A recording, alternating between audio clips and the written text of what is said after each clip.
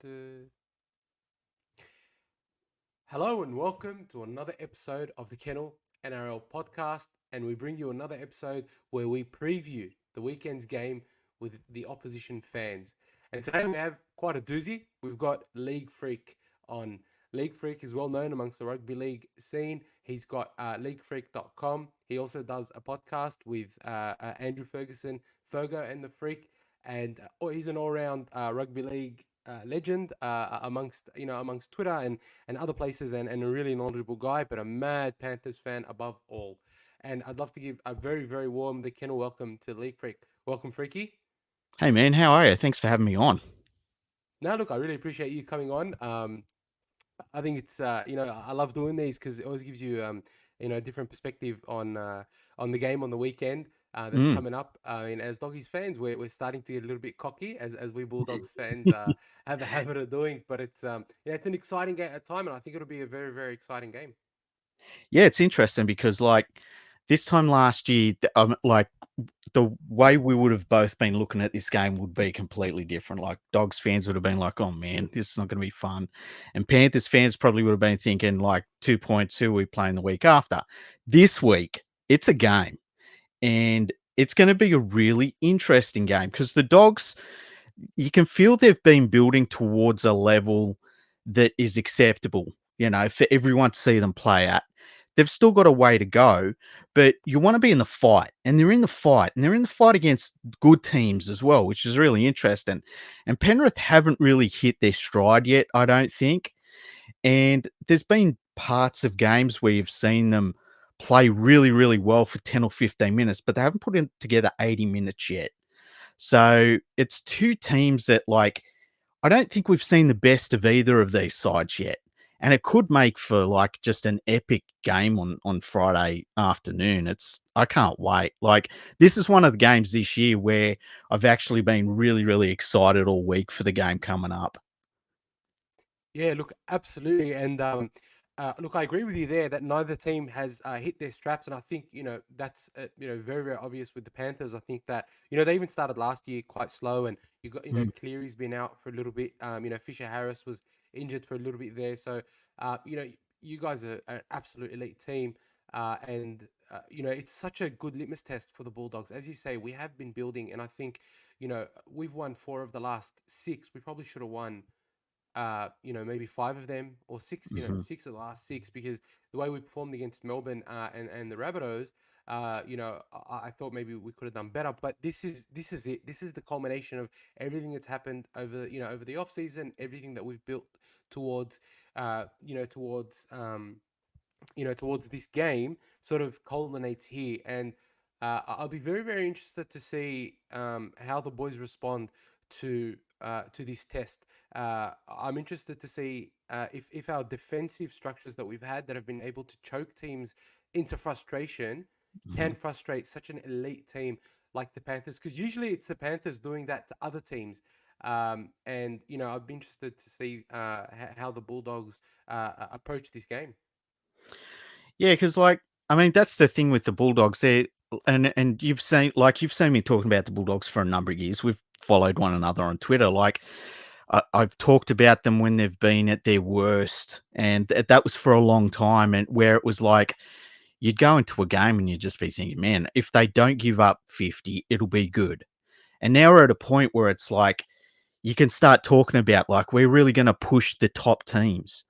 And that's such a cool turnaround. It's cool to be at that point where you're not sure how you line up against the top sides, but you get the chance to prove it.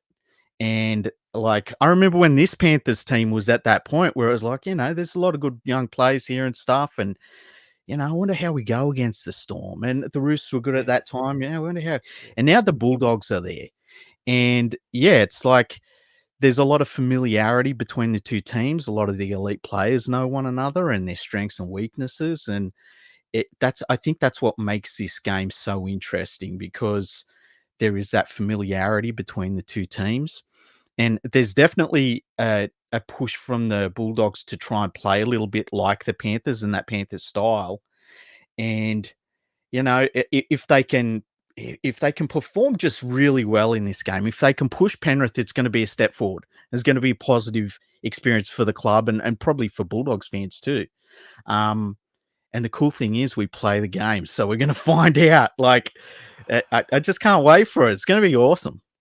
It's such an exciting game. And look, you summarized a couple of things there. Like, firstly, the familiarity. I think there's also a lot of respect between the teams.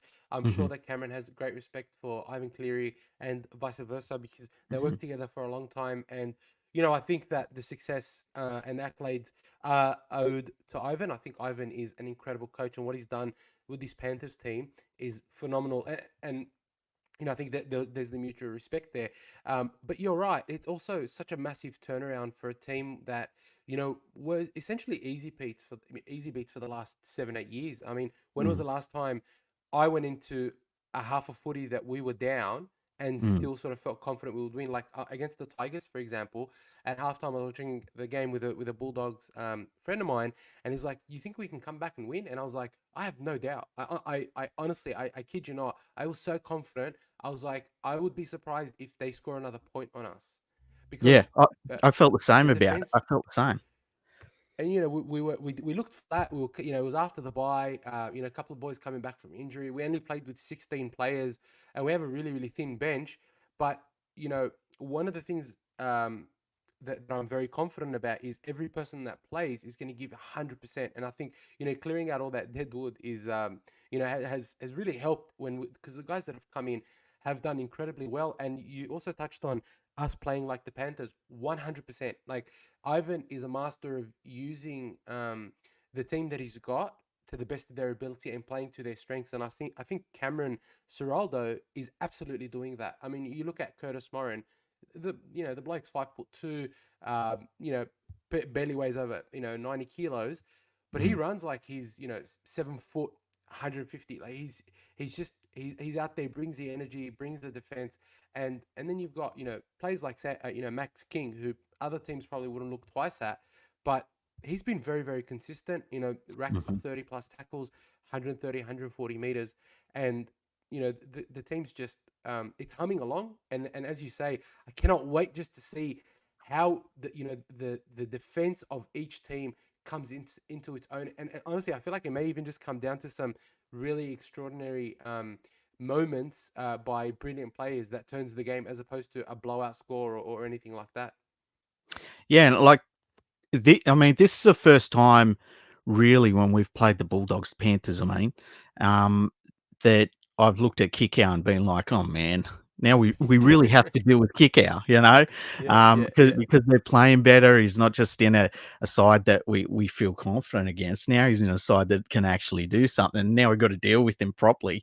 And it might come down to something that Kickow does. And I mean, Kickow this season I think you've seen him in the same form that he had when he left the Panthers. Last year sucked because it was just he got injured on and off, and it was just one of those years that didn't work out for him. And this year, though, it's been really good. And yet, what you're seeing now to kick out too is like it's not just his attacking play and the way that he just makes everyone panic when he's got the ball in a bit of space.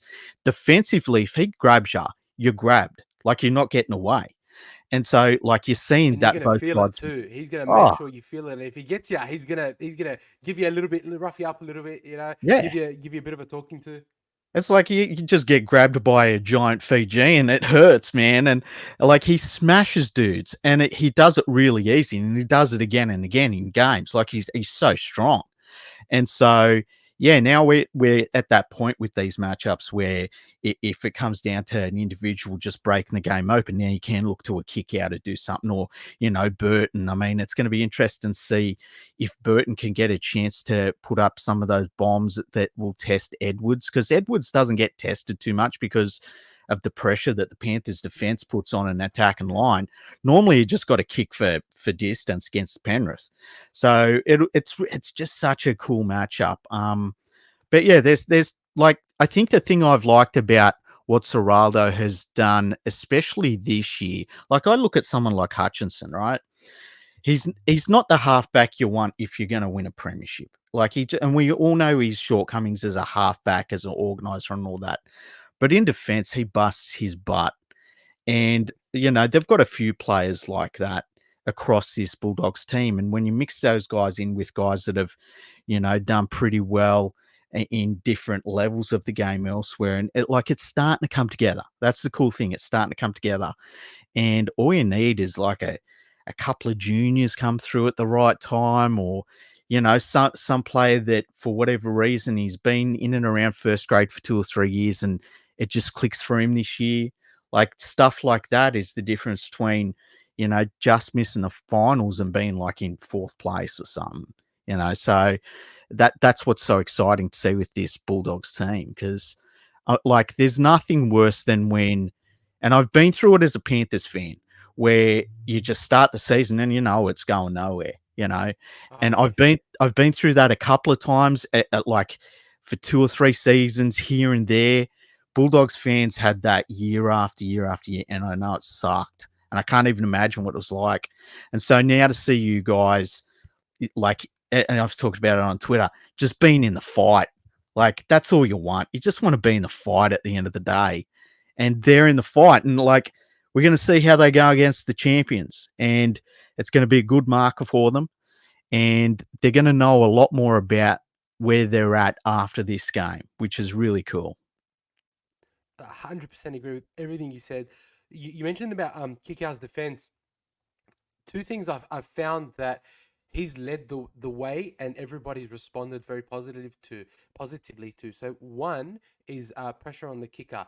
I Hmm. found I've found that this year not only is he putting pressure on the kicker, but he's actually doing it, I feel, in a more safe, in a safer style than a lot of the other players in the competition are doing it, where they have a chance to um, uh, hurt the player, or tap the leg and get a penalty, cop a penalty. Whereas I feel like kick out comes sort of from the outside in to charge Hmm. down the ball, and halfbacks just don't see it. Like I always think about what he did to Tanner Boyd. Tanner Boyd was seeing the Fijian Godzilla kick out in his dreams, in his nightmares. Sorry, for Yeah, weeks. It was just, that game was just, it was incredible. I felt sorry for Tanner Boyd. I was like, man, that's just that. I felt sorry for him. I was like, that's haram. Like, wow, yeah, he's destroyed him.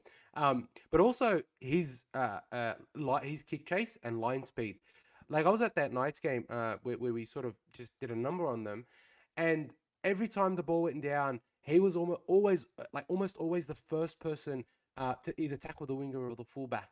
mm, He or Mani, he was there. He was the first one trying to put a shot on, racing in, trying to hit the fullback. And I just think that that's been the difference. Like last year on the podcast, I was saying the Bulldogs lacked an enforcer. They lacked a leader of the forward pack. And this year it's kick out, yeah. undoubtedly kick out. And you look at his Dally M, his Dally M standing. I think he's equal second on like 23 points. If he keeps going, he very well may win the Dally M award as a second rower. Mm, I think that happened only once or twice before, when Tamalolo won it in conjunction, I think, with Roger Tuivasa-Sheck. And that'd be a massive achievement for a team like the Bulldogs, who, let's be honest, everybody had them coming 14th, mm, or 15th, mm, again this year. And the other thing as well is, why I'm so excited about this game is Seraldo isn't just going to this game to compete. And he said, on multiple occasions, coming in, we're going to win. We're here to yeah, win. We're there to win. We're not just there to make up the numbers. Um, and uh, the the the exciting thing for Doggies fans is, as you say, is we can compete. And as you mm, very rightly mentioned, as a Doggies fan, and I've had this sentiment shared with me, from a whole range of Bulldogs fans, is let's just compete. Let's just hope we don't get any injuries, but let's compete. If we lose by a try, by 8 points, by 10 points, but we were in the game the whole time, and obviously, the Panthers are a class above. We're happy with that, because yeah, we know that we can absolutely go toe to toe with the best. Like we went toe to toe with Melbourne when they had their full spine. yeah, yeah. We put 26 points unanswered on the Roosters in one half. Sure, the Mhm. second half wasn't as great, but that was a whole other story. But we're even against the Tigers, like we won that game. We were sort of in cruise control. Um, so it's really getting quite exciting for a Doggies fan. But I want to ask you something. Actually, you mentioned Matt Burton. Mhm. Um, What have you thought about his season so far? And do you how much of a threat do you think he's going to be to your team on Friday night? I think the thing with Burton since going to the Bulldogs is like I mean, for Penrith, he was a centre. And Mm, I think that really played to some of his natural abilities. Like he's a big body, he's got good footwork, he's got a nice pass on him. And playing yeah, outside of the Panthers and, their pack would get on a roll. And, he had some handy plays around him. And I think that was a really good springboard for him to want to go and play a 5'8". And look, he was always going to be a 5'8". Like that's his position. Um, when he went to the Bulldogs, I think the lack of infrastructure around him in terms of talent really hurt him last year. And I think you can see this year that now that things are a little bit better around him, that you're seeing more of him come into his game and really step up and play a lot better than he did last year. So, like, he's one of those guys. I actually, with my New South Wales team, I put on my website the other day, I had him as the 5'8" for New South Wales because I think that, a big body like him, he's a very good ball runner. And he really picks and chooses when to run the ball as well. Some 5'8s, like, they'll just run it at inappropriate times. It feels like when he runs with the ball, it's always at the right time. yeah, yeah, And look, it's going to get better once they settle on who their halfback is going to be. And, once he gets a halfback that is maybe a better game manager and things like that, he's going to improve even more. But just as is in this team this weekend, like he's a dude you're going to have to stop. He's a dude you're going to have to deal with. And, when he starts linking up with guys outside of him, it's a problem. Especially when you can get like him and Kickow linking up, or him and Crichton linking up, like that's a problem. So that's actually one of the things I want to see him do well this weekend against the Panthers, because I think if he can and he can prove that like he can get a team to hang with like the premiers, I think it'll do his New South Wales chances a world of good, because I'm really hoping that he makes the New South Wales team. I think he'd be fantastic. Outside of Cleary, man, he'd be great. yeah. Look, I've been telling everybody that'll listen that I think that he should be the New South Wales number six. And look, his form's been great. Mm, If you look at all the other sixes, I mean, Luai's had, I think he's had a bit of a quieter season this year. yeah, yeah, I don't think he's really performed to his to the standard that we know Luai performs. And look, just on Luai, I want to make a really, really quick point. I love Luai. I love his mm, confidence. I love how cocky he is. I love his aggression. I loved it when he was in New South Wales and, he'll try to put it on the Queensland players. I love it. Like, I'm a big fan of Jerome Luai's style and everything. Look, all right, he's young. He maybe says some things that he probably shouldn't, but, like sometimes I think if he wasn't like a Polynesian, if he was a white boy saying that, he probably wouldn't cop as much flack, to be honest. mm, yeah, That's sort of the way I look at it sometimes. But yeah, I love Luai, and I hope he does well at the Tigers next year. And look, I'm going to come out and say it. If the Bulldogs aren't the ones winning the grand final this year, I hope the Panthers go for a four-peat. I genuinely hope they go for a four-peat. They're all around great side, well coached. They're literally the breeding ground for the whole competition, for talent. And they just seem to be like a bunch of guys that enjoy playing footy together.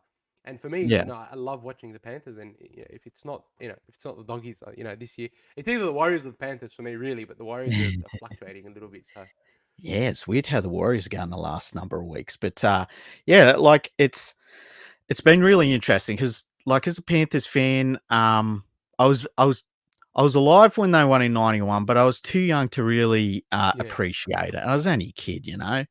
And so, and then they had like some rough times after that. Then Super League happened, and the rugby league world went crazy for a little bit. And I remember that the 2001 season, we won the wooden spoon, and we just were terrible. Like we had not one real good redeeming feature about the entire team at all.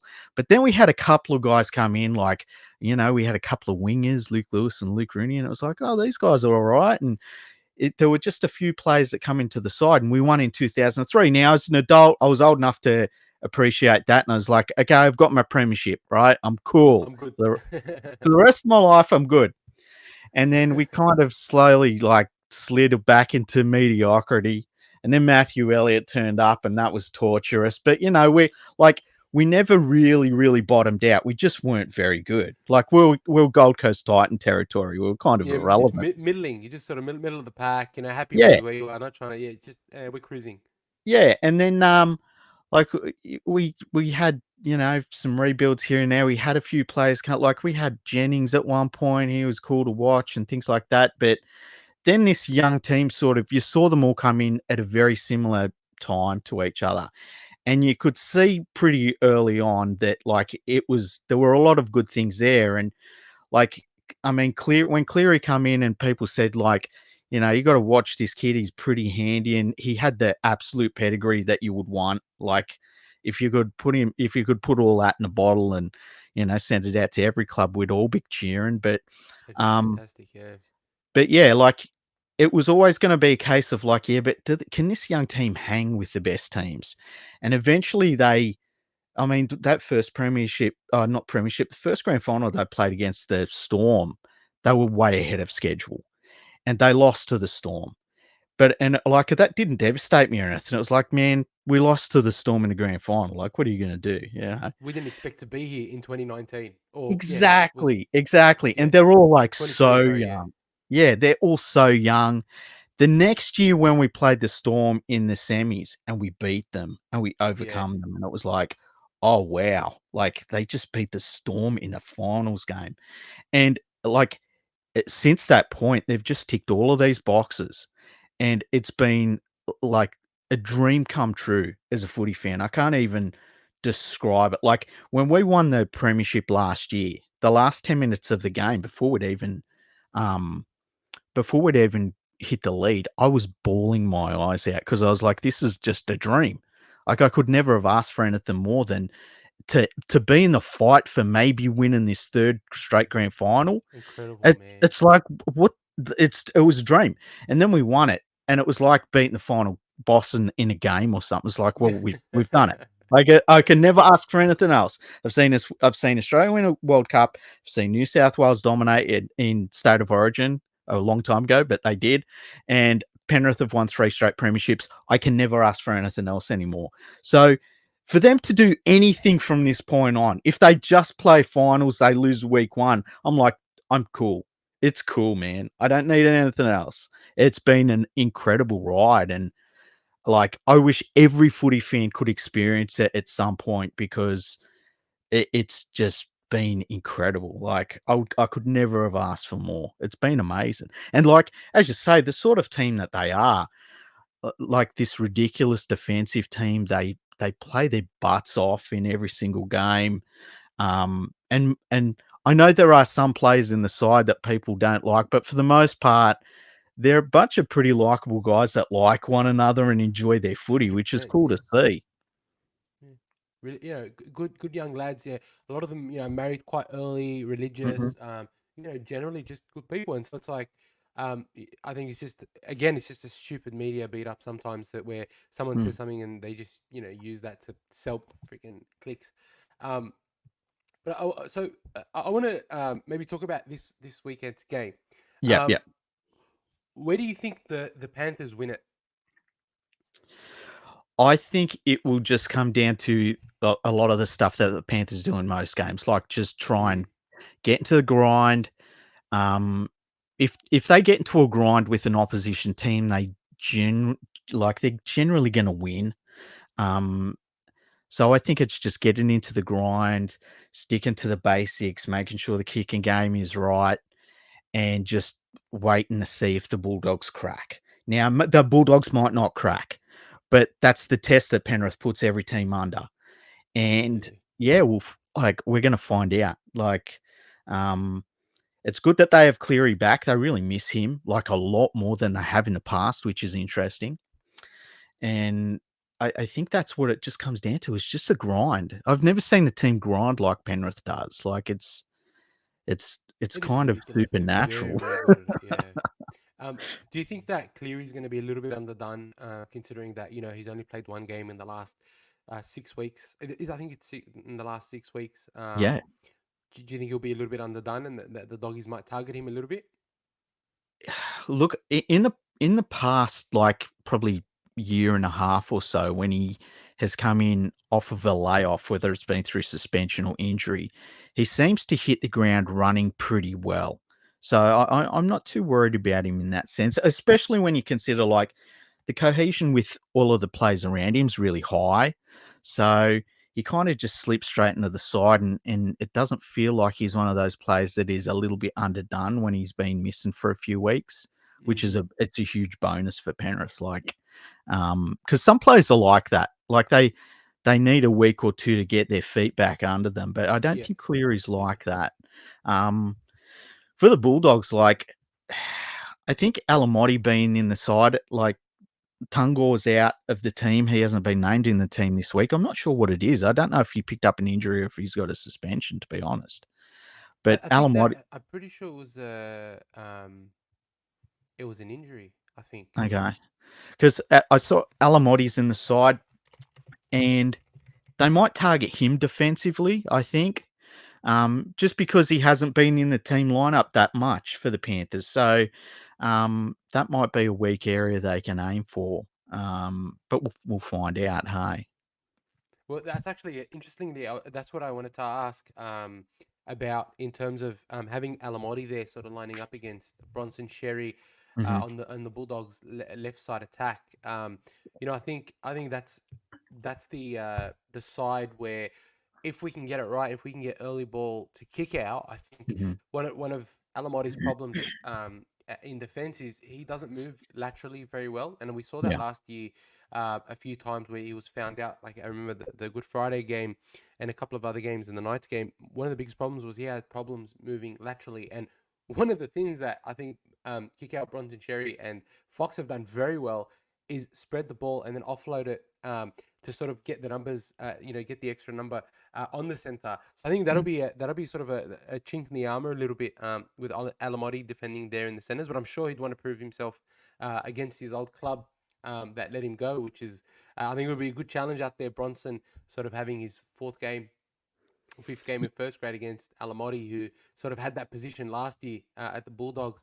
But I think that could be a bit of a chink in the armor. The other thing I think is and I'd love to get your opinion on this. I feel like the bench for the Panthers is a little bit thin. I know we Yeah. have a thin bench. Believe me, I know how Yeah. thin the Bulldogs bench is, but I feel like the uh, the interchange for the Panthers is a little bit thin, especially with Maverick Geyer and Jack Cole. They're still quite young. Hmm. Yeah. It definitely is. Like I think, um, we've seen all the players that have kind of gone out of the Panthers side over the last 3 or 4 years, and it has taken its toll. I think last year at this point of the season, it was at a similar thing where it was like, how's this bench going to turn out? I think we're kind of at a similar stage right now. It hasn't kind of solidified Yeah, itself just yet. We'll see how it goes. But yeah, it's definitely one of the weaker areas. I think Liam Henry is pretty handy as a front row off the bench, but he's a young dude, a young yeah, front row. He's still like he's just starting his first grade career. And Mav Geyer is like he's another one with potential, and I think what like they've brought him along a little slower than you would have expected, and it's I think like a lot of Panthers fans wanted him kind of fast tracked a little bit more than he has been. But I think that it's going to be a good thing for him overall. I think that he's the sort of player that, this time next year, once he's got a full season under his belt and he's kind of up to the physicality of first grade, he'll be much better for it. But yeah, there is a little bit of a soft spot there in the Panthers bench, um, like I understand what you mean. Like when you're talking about this Panthers team, the soft spots you're aiming for in the team, like it's hard to pick too many faults in their side. It's like you kind of got to look for these things in the yeah, team. So absolutely. Oh, yeah. 100%, 100%. But I mean, we've got a very very small bench: Bailey Haywood, Mm, Sam Hughes, Curtis Moran, Jacob Preston. Not exactly mhm, anything to write home about, but mm, I think that our bench has actually been a surprise package for us this year, considering how fast the game has become. Like, if you were to have four yeah. big boppers on the bench, I think your team suffers quite considerably, um, Mhm, especially with the effort areas that our bench is sort of excelling at. It's not that big of a deal having a sort of a slightly smaller bench. But I mhm. did want to gauge your thoughts. Do you think that he'll start Moses Leota on the bench and start Lindsay Smith in the front row, like he's been doing in the last few weeks? I look, I don't know. Like, it makes sense that because I think one of the problems Penrith have had over the last, like, say, last year really showed it a lot. Once they, once their two front rowers come off the field, they've got a problem with giving up points. And I think what Cleary is probably testing is whether he can split them up a little bit and kind of stop that leaking of points while they're Mm, both off the field. Because when they're both on the field, it's like the points stop and Penrith just gets on this ridiculous roll. So if he can kind of mitigate that, it'd be handy. And he has been testing that out. Um, ideally, you know, I don't know. I yeah, like starting with your best dudes personally. I like that, but I understand the thought process behind it. And like I think towards next year when we won't have Fisher Harris, we won't be doing this forward sort of rotation. So I would just stick with what has been working with us personally. Um, mm, and look, there's I think that the Panthers are in this situation where they can test things out in games, and they kind of have to, because if they just stick with what they've been doing, everyone else is going to get better. Everyone else is going to look for those chinks in the armor. They're going to find them eventually, like it happens to every single team ever, even the Dragons when they won 11 straight. mm. And so you've got to Yeah, but no keep, one counts those 11, bro. That was like 700 years ago. dude, So, I count them. They won 11 straight. They won 11 straight. There's no taking away from what they did. But nah, it's come on, different era, different game.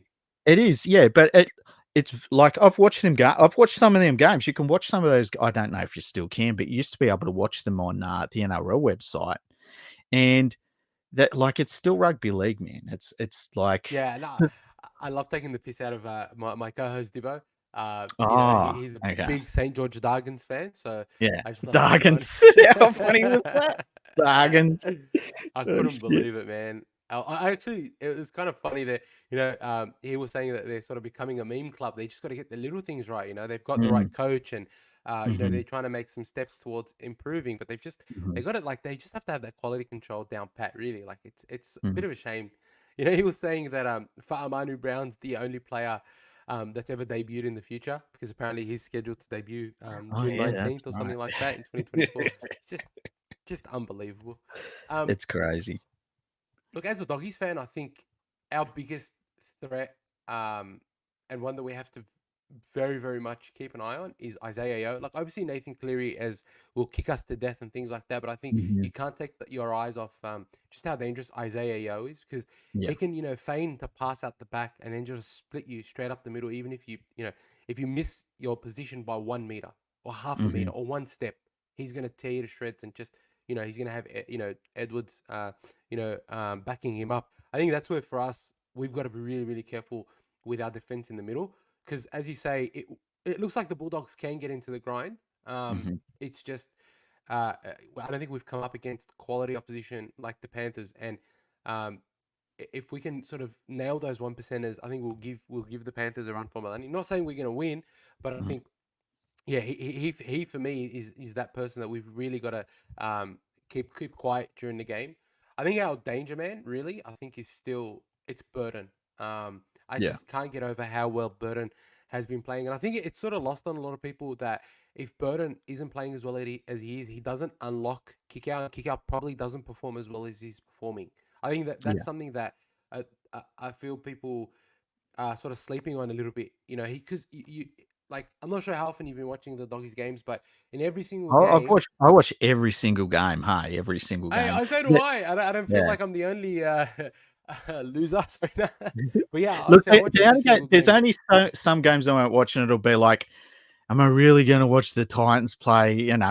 It's It most could be a the drag Titans are the sometimes. team that it's like if it's the Titans and the Dragons, it's like who Yeah. wants to watch that? You know? And look, I agree with you. But yeah, like with the Doggies, like every single hmm time that Kickout's made a break or has been able to get the ball quickly to Bronson Sherry and Fox, it's never the fifth or sixth play. It's usually the second or third play. and you Yeah. find Burton will either sweep around from the right hand to the left and call for it, or he's actually running it from dummy half, and he's sort of identified that they can get an overlap with a kick pass out to kick out. And Mhm. honestly, I think that that's the evolution of Burton. And I wanted to mention this earlier as well. Is I know Hutchison cops a lot of crap for not being the fastest or the most creative halfback.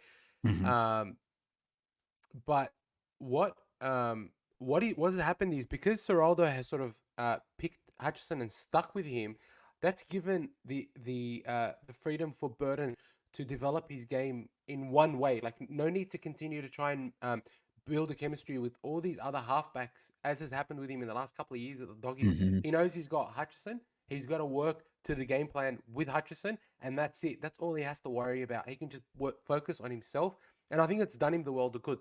Again, I know Yeah. that Seraldo's copped criticism for it, but I honestly feel that picking and sticking has actually improved Burton's game out of sight because he's been able to not have to change his game plan too much around the person that's playing outside of him at 7.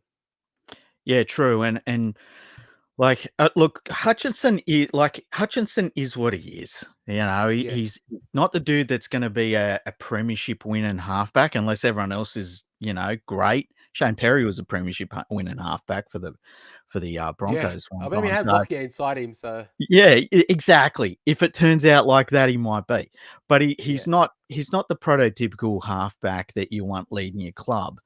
But what are the alternatives? Mm, And we saw, as you say, we've seen the last couple of years when they've tried young dudes and they're kind of not in a position just yet where they can say, okay, well, like they've got Toby Sexton, right? I think he's a pretty handy player, but they just need to get to a point where they're in the fight for a little bit before they start looking for their next halfback. And Hutchison, he's not going to miss too many tackles. He's going to try his butt off. And that's good enough at the moment. Like, no one's pretending that he's going to turn into a superstar halfback. But as you say, he adds a little bit of cohesion because they've stuck with him. But I don't think Seraldo deserves any criticism for sticking with him because the alternatives are, you go back to what we've seen the last couple of years where, I mean, man, they had bloody Cole Flanagan as their halfback, Mr. But Personality. Everyone loves that bloke. Um, it, but I think look, just on that, I think he's actually done very well at the Dragons, and I'm very happy that he's doing well. Like I thought I think he he sucks. I think he's ah, come terrible. on, I think he really? is. I think he is the worst halfback in the NRL. He is terrible. He is But a he's playing handbrake. 6. Yeah, he's terrible. He's terrible. Yeah. I think it's a bit harsh to be honest. I think he's done a lot better under his dad than he did at the Doggies, which is a very low bar. But I do think he's had some very very good games. I genuinely believe he's had some good games, and I actually really want him to do well. To be honest, I felt bad the way he was treated, but that's me as a Doggies fan. I I I felt the same way for a long time, right? But I just kept on seeing him move from club to club, and I saw the reaction of some players around him, and I just thought something's not right here. And when you add that on top of the fact that, and it's just my opinion, I could be wrong. Yeah, I think he's a really bad halfback. He's better halfback than I am, right? But yeah. I just don't think he's a first grade halfback. That's all.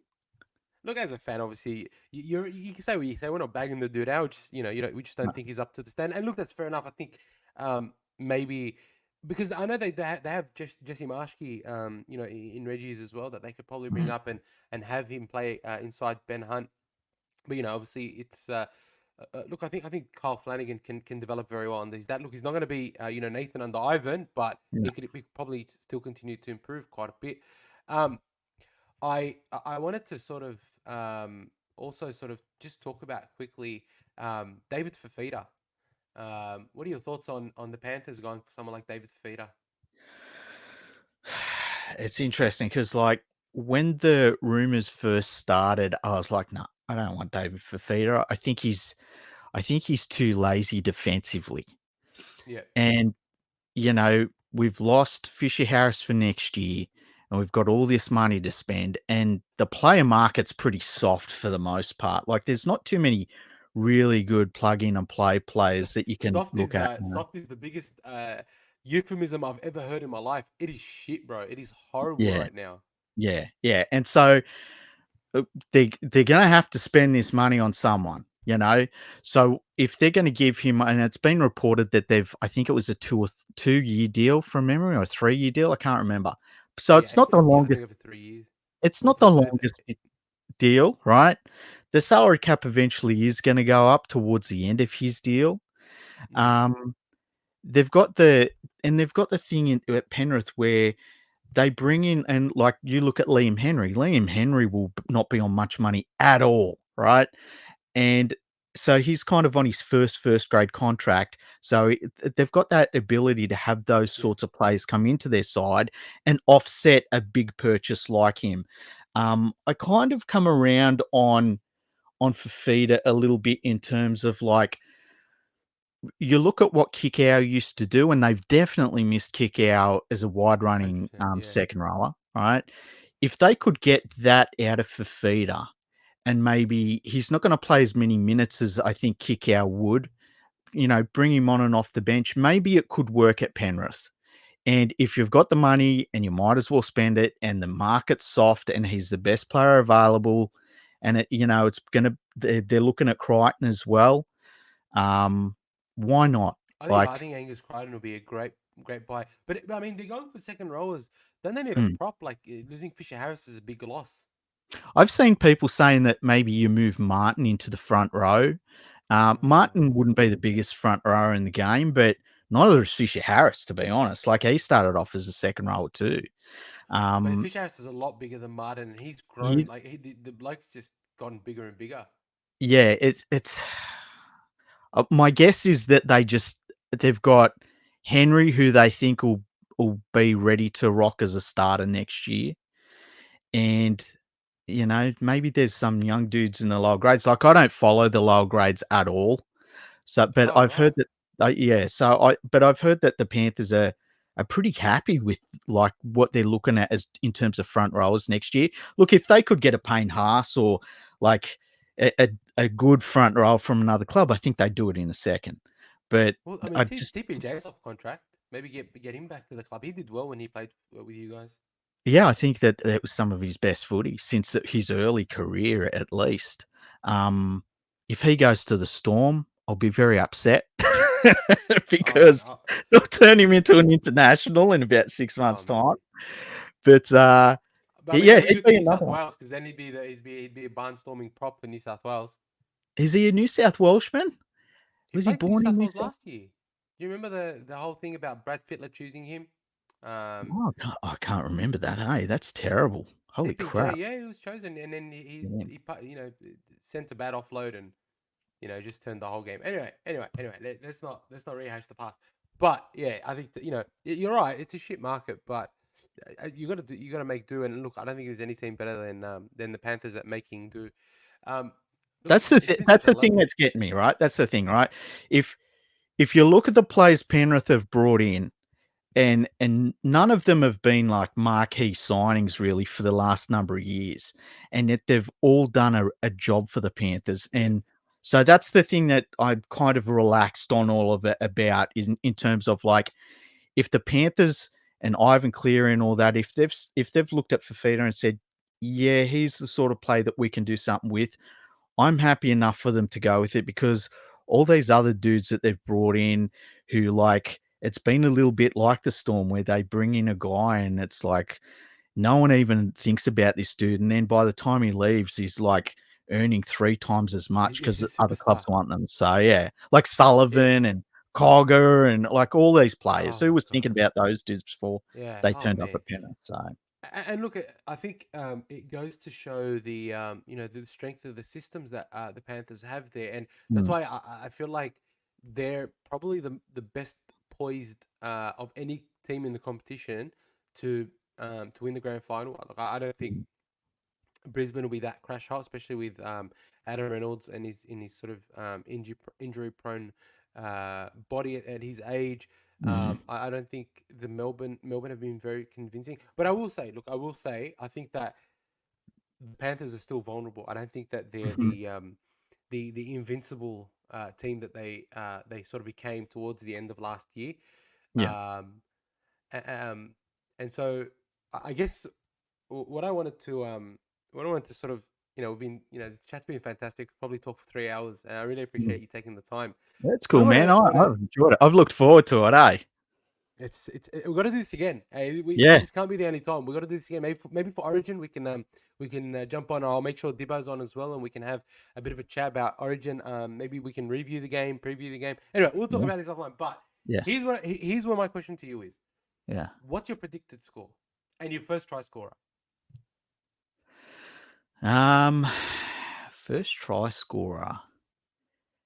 I'm going to go with May. I think May is due a good game. He's been a little bit quiet the last few weeks. He's a big dude, and I just think that I think he's ready for a big performance. I was actually watching him last weekend, thinking like he just hasn't been at his best for a number of weeks, and it's time for him to really get going. He's Mm, coming off that knee injury from last year, so he's still kind of getting into the swing of things again, and I think it's time for him now. So I'm going to go with May first try scorer. I think it's going to be a little bit of a higher scoring game than you would guess with these teams. So I'm going to say it's going to be like 32 points Penrith, like 22 to the Bulldogs. And I think that it'll be one of those typical games where like just at the end Penrith gets a couple more and the scoreline flatters them a little bit, which happens a lot, to be honest yeah, with you. especially, Um, and it's happening across the league this time. This year, I don't think it's not just the Panthers. Like a lot of the teams mm, that they'll sort of be on top, or it'll be even in a neck and neck for 70 minutes, and then the last 5 or 6 minutes, the teams just go and they score three because the team's fitness isn't up to scratch. mhm. So yeah, no, I think you're right. But that's not a bad shout. Look, I think I'm gonna say this is so bad, but I'm Do gonna it. say Do it. Do it. I, I'm gonna say Dogs 24, Panthers 20. Ooh. I'm gonna say 24-20.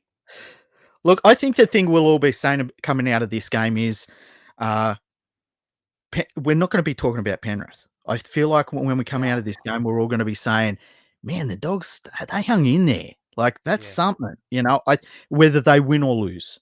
I think that's the thing we'll all be talking about coming out of this game. and that's And, probably the most important thing as a mhm, club. If we mhm, perform well, don't have too many injuries, and we show what we're made of, that's really all we could ask for as fans. yeah. Um, How do you think do you think that they're going to make the finals this year? I have no doubt. I actually Absolutely had no them. doubt. I had them making the 8th place last year, and it was pretty obvious early on. I was like, "Oh, man, I've gone too early." Um, and that scared me this year, but this year, they're kind of performing what I thought that they'd do last year. I think last year, they just got so many injuries and stuff at the wrong time, and players were in and out of the side, and it really killed them. But, um, yeah, I think that they look like a 7th, 8th place at the moment, and if they can make hay over Origin when some of the top teams have lost their players and stuff like that, like that would be really interesting because they might be able to move themselves up into like 6th place or something.